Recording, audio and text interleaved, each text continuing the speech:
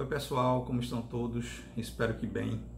Hoje eu vim conversar com vocês sobre a prática do Evangelho no Lar, que tem por objetivo reunir familiares e amigos para estudar o Evangelho de Jesus.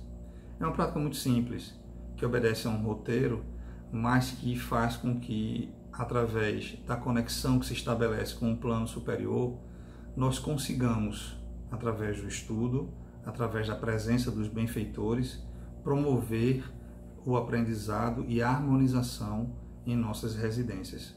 Então, já que esses benfeitores se dignificam a vir nos instruir, a vir comunicar conosco, é importante que a gente defina sempre um dia fixo e um horário fixo, tendo ele como compromisso sistemático, ou seja, semanalmente sendo realizada, para que essa equipe espiritual, que nós sabemos que tem muitos compromissos, possam vir até nós naquele momento nos auxiliar na realização do Evangelho. E a sequência é muito simples. Primeiramente, a gente inicia com uma prece inicial. Nós orientamos para que essa prece ela seja sentida, seja bem verdadeira. E para isso a gente pede a todos os presentes que fechem os olhos, respire pausadamente, tranquilize os pensamentos e entre todos os presentes realiza essa prece. Ao final da prece, dá o comando de iniciar. Então você diz: neste momento iniciamos o Evangelho no Lar. Essa prece ela pode ser tanto, como eu falei, sentida, proferida pela sua criatividade, ou você pode utilizar o Pai Nosso e na sequência a oração do Santo Anjo, que estabelece uma conexão com nossos guias, com os nossos mentores.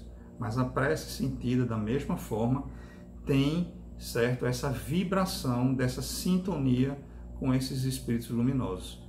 Na sequência, a gente utiliza para que todos ali presentes comecem a convergir, com a prática, com os estudos que vão ser ministrados na noite, a gente utiliza um pequeno texto edificante para trazer essa convergência, essa harmonização.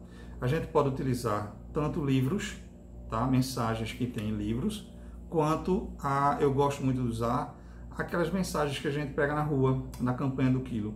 E o que é interessante é que a gente percebe a interferência benéfica do plano espiritual, porque aquelas mensagens normalmente chegam de uma forma tão oportuna, pelo menos acontece muito comigo e com as pessoas que eu já conversei, e que dizem que acontece a mesma coisa, vem de uma forma muito oportuna e aquela mensagem vem naquele momento que a gente está precisando. Então eu utilizo muito aquelas mensagens da campanha do quilo.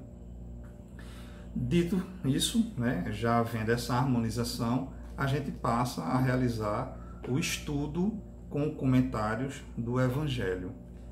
Esse estudo ele pode ser feito de duas formas. A primeira, sequenciada, você pega do início e vai até o final, e depois volta. Eu já devo estar fazendo aí essa leitura, acredito que já 17ª, 18ª vez que a gente faz essa sequência, mas a gente costuma também fazer ele aleatório, que é exatamente igual às mensagens que vêm na campanha do quilo. Quando a gente faz aleatório, a gente também dá a oportunidade à espiritualidade a nos inspirar e conduzir para que aquelas mensagens que vão ser ditas, vão ser estudadas, elas venham diante das necessidades que estão acontecendo naquele momento.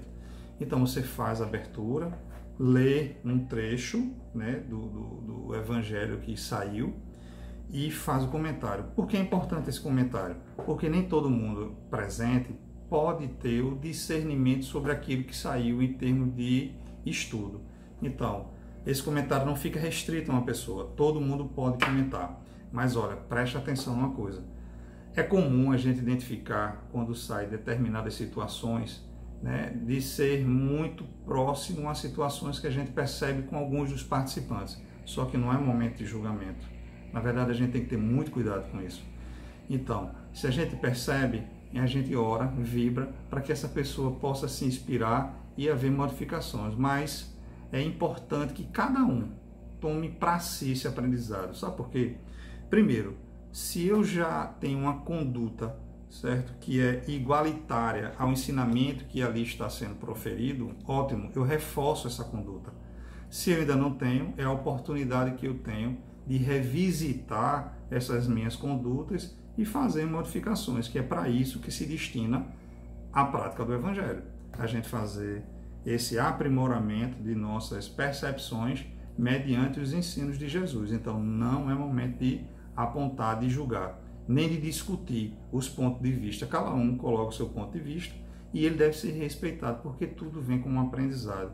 E as pessoas estão em níveis diferentes, então as pessoas vão colocar mediante a sua condição de aprendizado. A partir disso, nós temos uma conduta que é da fluidificação da água e das vibrações. Normalmente eu adoto, né, é quase uma prática, fazer primeiras orações.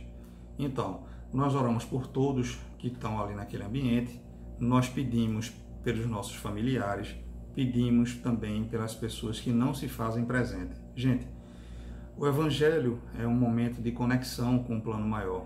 Então, quando a gente estabelece esse ato de vibrar por nós e pelos outros, é uma possibilidade de a gente acender muitas luzes, né, no nosso planeta. Então, pedir por saúde, pedir por paz, pedir por prosperidade é o momento indicado. Tantas pessoas às vezes chegam no dia a dia, ou a gente percebe que estão necessitados, anota aquele nome e traz para esse momento, e é o momento da gente fazer essas vibrações. Na sequência, vamos fluidificar a água, e para isso a gente precisa adotar algumas questões. Primeiro, a quantidade de pessoas que vão estar ali presentes e a quantidade de copinhos que a gente vai colocar com água para serem fluidificadas.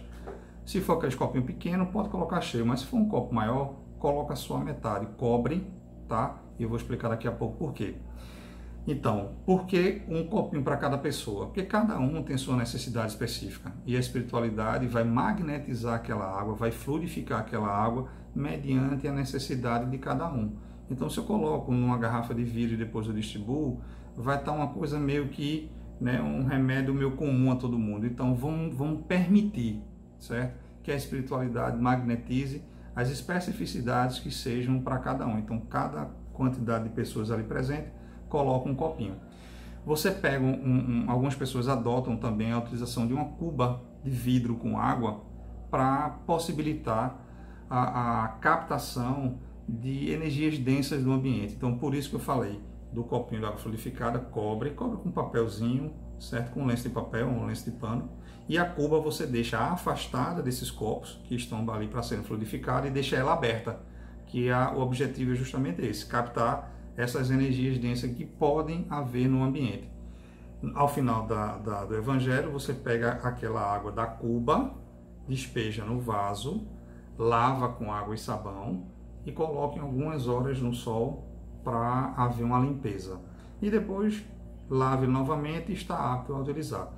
E os copinhos com água fluidificada, após o encerramento do Evangelho, você distribui para cada um esse copinho e todos eles fazem a ingestão dessa água. Depois da fluidificação, depois nós temos a prece final, né? Então, igual ao início, onde nós tivemos a prece inicial, a prece final ela deve ser muito sentida também. Um momento de agradecer a espiritualidade que veio ali, né, a nos instruir, a nos inspirar, a ajudar através do magnetismo da água fluidificada a conduzir um procedimento de cura de nossos males físicos e do equilíbrio espiritual. Lembrei também de uma coisa importante, durante a fluidificação da água, antes dessa prece final. É bom que a gente peça à espiritualidade que ali está presente para ministrar um passe sobre todos, né? Permitindo que esse passe nos auxilie no equilíbrio também espiritual. Então eu tenho o recurso da água fluidificada e um passe magnético. Com isso, nos ajuda potencializando os recursos que esse plano maior tem em benefício a todos nós.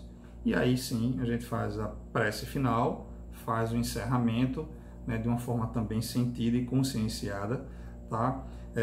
Eu lembro que no Evangelho, certo? No último capítulo, a parte de preces, ele tem uma sugestão, tanto da prece inicial quanto da prece final. Então você pode fazer tanto de uma forma sentida, como eu falei, ou pela utilização dessas preces que tem no Evangelho segundo o Espiritismo. No final, se você também quiser, você pode fazer, através da conexão com a nossa grande Mãe Maria, nossa Mãe Santíssima, a sua oração, a oração da Ave Maria, e depois o Santo Anjo também, para poder fazer o fechamento junto com os nossos benfeitores espirituais. E aí, mais uma vez, você profere o encerramento. Aí você diz que naquele momento damos por finalizado o Evangelho no Lar. E aí todos tomam água fluidificada e algumas pessoas adotam a continuidade, porque o grupo está ali, a família, os amigos, né, se fazem presente para fazer algum tipo de estudo, mas faz depois que termina o Evangelho no Lar, porque a espiritualidade ele fica na nossa residência, nos auxiliando durante todo esse tempo. Então, não faz outro estudo, tá, durante o Evangelho. Encerra o Evangelho e faz a prática desse estudo após a realização do Evangelho. Uma coisa importante, tem gente que mora só, e aí pergunta, poxa, você falou que é um momento de reunir familiares e amigos, mas eu moro só, ou eu moro dentro de um ambiente familiar onde outras pessoas não comungam da mesma religião. Eu posso fazer? Pode, claro. Lembrando que só nós nunca estamos, né? A gente está o tempo todo rodeado de espíritos e conforme a nossa frequência, eles são bons ou ainda em aprendizado.